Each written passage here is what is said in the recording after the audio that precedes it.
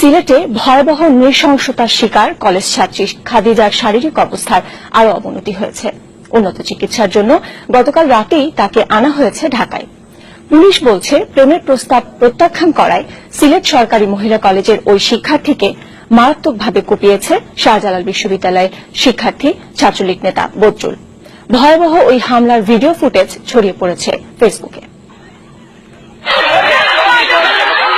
রাস্তায় ফেলে উপর্যুপরি কোপানো হচ্ছে এক কলেজ ছাত্রীকে, যে ভয়াবহ ছবি ধরা পড়েছে মোবাইল ফোনের ক্যামেরায়।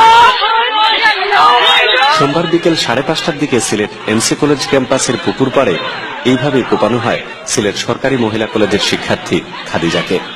হামলাকারী সিলেট শাহজালাল বিজ্ঞান ও প্রযুক্তি বিশ্ববিদ্যালয়ের ছাত্রলীগের সহ সম্পাদক বদরুল আলম। দূর থেকে এই নৃশংসতা শুধু ভিডিও করাই নয়, এগিয়ে গেছে সাধারণ মানুষ। হাতে নাতে ধরে ফেলে গণধোলাই দেয় হামলাকারীকে, এরপর তুলে দেওয়া হয় পুলিশের হাতে। আর নৃশংসতার শিকার খাদিজাকে নেওয়া হয় সিলেট ওসমানী মেডিকেল কলেজ হাসপাতালে। শিক্ষার্থী পরীক্ষা দিয়ে বেরোনোর পর পুকুর পাড়ে আসার পরপরই ওই ছেলেটাকে অ্যাটাক করে।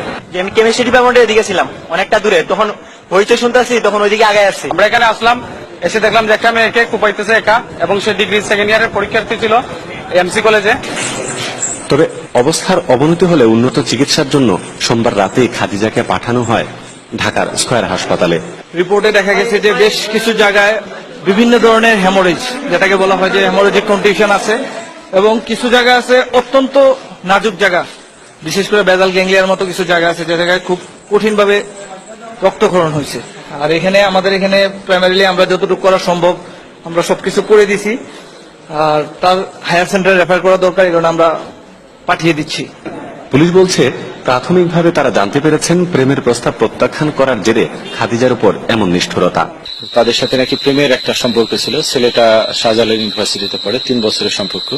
তো এই ইত্যাদি তাদের ভিতরে যে মনোমালিন্য, ওইখান থেকে এটা ঘটনাটা ঘটছে, আর তাকে হাতে নাতে ধরা হয়েছে, গ্রেফতার করা হয়েছে। ঘটনার পরপরই যে সাধারণ মানুষেরা হামলাকারীকে ধরে ফেলে, তাদের দাবি পরিচয় যাই হোক, কঠোর শাস্তি পাক অপরাধী। গুলজার আহমেদ, চ্যানেল 24, সিলেট।